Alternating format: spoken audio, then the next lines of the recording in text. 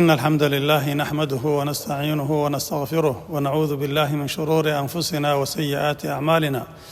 من يهده الله فلا مضل له ومن يضلل فلا هادي له، وأشهد أن لا إله إلا الله وحده لا شريك له، وأشهد أن محمدًا عبده ورسوله.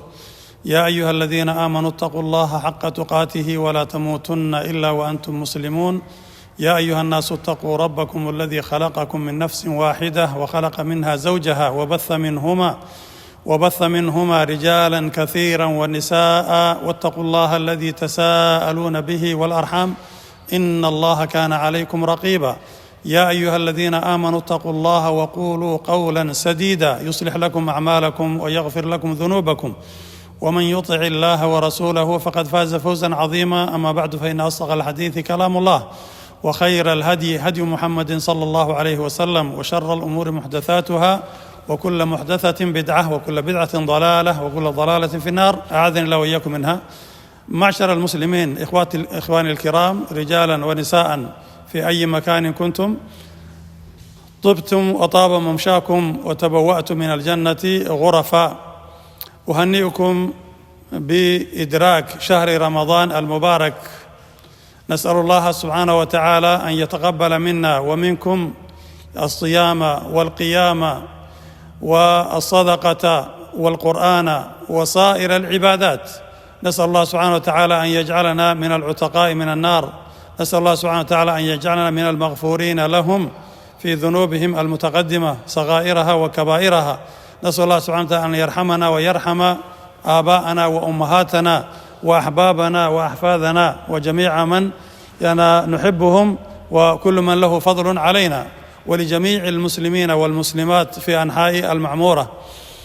إخواني في الله، أوصيكم ونفسي الضعيفة الاستفادة من هذا الشهر الفضيل، وأن لا ينسلخ هذا الشهر وينتهي قبل أن يغفر لنا وقبل أن تعتق رقابنا من النار. نسأل الله سبحانه وتعالى أن يمن علينا وعلى جميع المسلمين ذلك، إنه ولي ذلك والقادر عليه. معشر المسلمين، المتحدث أمامكم المسكين أخوكم في الله عبد الرحمن محمد محمود من أستراليا، خاصة في مدينة بيث في غرب أستراليا. هو إمام مسجد الفرقان وخطيبها ورئيس مجلس إدارة الشورى. هذه الجمعية، جمعية الفرقان، تأسست قبل 27 سنة تقريبا. تأسست عام 1998 ميلادي،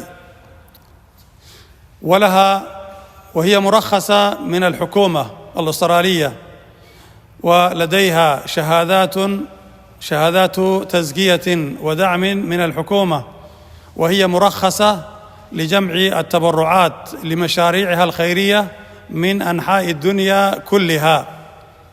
عندنا مستندات وأوراق وتراخيص من الحكومة في هذا المجال.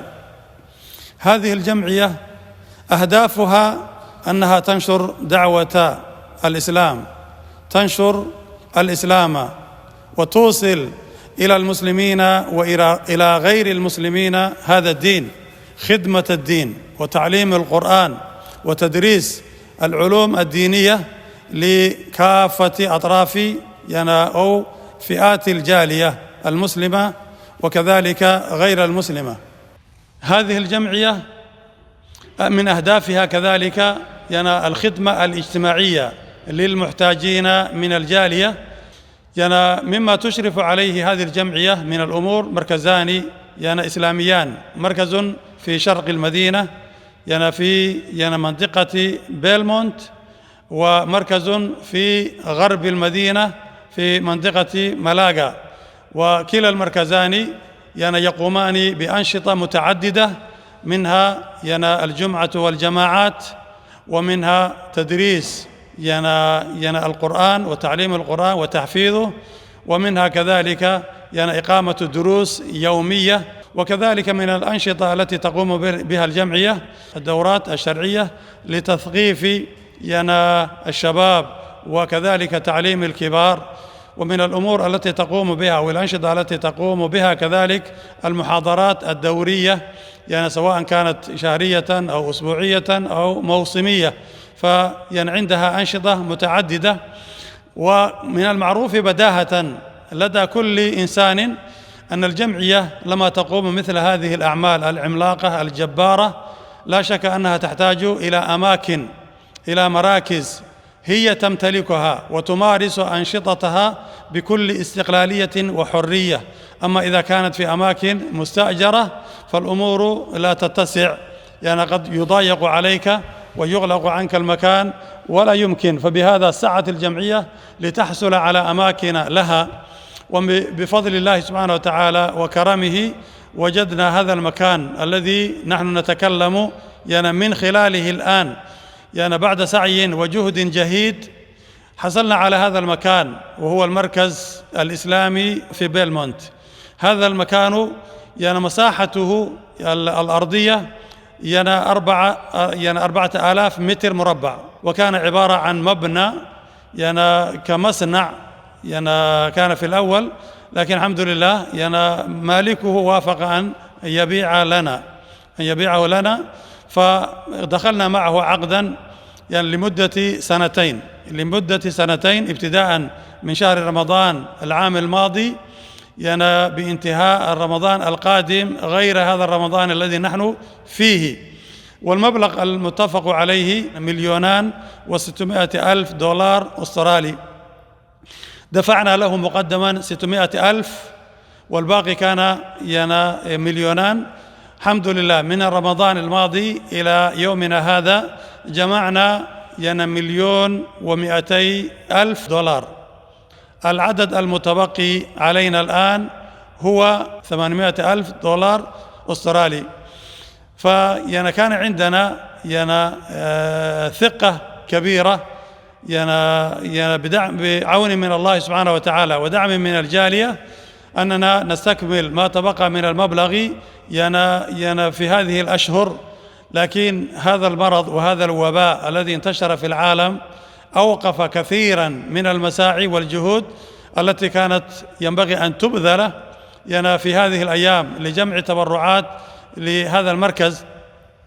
تعطلت سفرات في الخارج، أماكن كانت كان عندنا مواعيد تعطلت كما هو معروف لدى الجميع، حتى داخل أستراليا تعطل السفر. وكذلك أغلقت المساجد التي يجتمع فيها المسلمون للاجتماع أو زيارة المسلمين فيه وإلقاء كلمات وجمع تبرعات من الجمع والجماعات، خاصة في ليالي رمضان المبارك. كل هذه الأمور تعطلت، فلم يبقى أمامنا خيار إلا هذه الوسيلة أن نستخدم الإعلام ونبلغ ونقدم رسالتنا إلى المسلمين في أي مكان كانوا في أستراليا وفي خارج أستراليا. فنطلب من الإخوة جميعا أن يدعموا هذا المركز الذي يبنى لله سبحانه وتعالى ولخدمة دينه. ولا شك أن كثيرا من الناس يدخلون الإسلام تحت نشاط هذا المركز إن شاء الله تعالى، ولك أجر في ذلك. فيمتثل لأمر الله سبحانه وتعالى. والله سبحانه وتعالى يقول: في بيوت أذن الله أن ترفع ويذكر فيها اسمه، أمر عظيم. وكذلك قال الله سبحانه وتعالى: من يقوم بعمارة هذه المساجد إنما يعمر مساجد الله من آمن بالله واليوم الآخر وأقام الصلاة وآتى الزكاة ولم يخش إلا الله فعسى أولئك أن يكونوا من المهتدين. فالمساجد بيوت الله، ليس بيوتا للبشر ولا بيوتا لجمعيات ولا بيوت لمؤسسات ولا بيوت لجاليات، إنما هي بيوت الله سبحانه وتعالى، لأن الله سبحانه وتعالى أضافها إلى ذاته الشريفة: إنما يعمر مساجد الله. هذا خطاب صريح أن المساجد لله سبحانه وتعالى، فمن شارك في خدمة بيوت الله سبحانه وتعالى بناء وترميما وتأثيثا وصيانة وتجميلا وتنظيفا، كل هذا فإنه يدخل تحت هذا الوصف وتحت هذا يعني خطاب قوله سبحانه وتعالى: إنما يعمر مساجد الله من آمن بالله واليوم الآخر وأقام الصلاة وآتى الزكاة ولم يخش إلا الله. وكذلك يعني حديث النبي صلى الله عليه وسلم: من بنى لله بيتا بنى الله له بيتا يعني في الجنة. فتفضل أخي الكريم بهذا النداء، واستجب لأمر الله سبحانه وتعالى، واستجب لنداء رسول الله صلى الله عليه وسلم. شارك في هذا المسجد وادفع ما في وسعك، والله يبارك لك والله يضاعف لك. مثل الذين ينفقون أموالهم في سبيل الله كمثل حبة أنبتت 7 سنابل في كل سنبلة 100 حبة والله يضاعف لمن يشاء والله واسع عليم. ورسول الله صلى الله عليه وسلم كان يخاطب زوجته الحبيبة بنت يعني أبي بكر الصديق رضي الله عنها، يعني عائشة، التي نزل القرآن من فوق 7 سماوات بتزكيتها وتبرئتها عند الافتراء، وهي زوجة أحب خلق الله إلى الله سبحانه وتعالى وهو رسول الله صلى الله عليه وسلم. فكان يقول النبي صلى الله عليه وسلم لها: يا عائشة استتري من النار ولو بشق تمرة، يحث عليها بالصدقة. فاستجب لهذا النداء وتصدق بما أعطاك الله سبحانه وتعالى من مال، فإن جدت بكثير فالله يجازيك، وإن جدت بقليل فالله سبحانه وتعالى يعلم ويعرف قدرك ويجازيك على حسب نيتك. بقول النبي صلى الله عليه وسلم: يعني سبق درهم 100,000 درهم. فلما سئل النبي صلى الله عليه وسلم: كيف يفضل درهم واحد ب100,000 درهم؟ قال النبي صلى الله عليه وسلم: يعني فيما معناه قد يكون عند هذا الذي تصدق بدرهم واحد لم يكن معه إلا هذا درهم، فجاد لله سبحانه وتعالى فأعطاه الله سبحانه الأجر الكثير، بينما الثاني الذي تصدق ب100,000 درهم كان عنده مال كثير فادخر أكثر من ذلك وأنفق هذا، فبهذا سبق درهم واحد 100,000 درهم. فإن كنت يعني مالكا لأموال كثيرة فتصدق بما أعطاك الله سبحانه وتعالى مما تجود به نفسك، وإن كنت من المقلين فتصدق بما تستطيع، والله يجازيك ويعرف قدرك ويعرف قلبك ونيتك. جزاكم الله خيرا وبارك الله فيكم وأحسن الله جزاءكم وبنى الله لكم بيوتا في الجنة. وصلى الله على سيدنا محمد وعلى آله وصحبه وسلم، والسلام عليكم ورحمة الله وبركاته.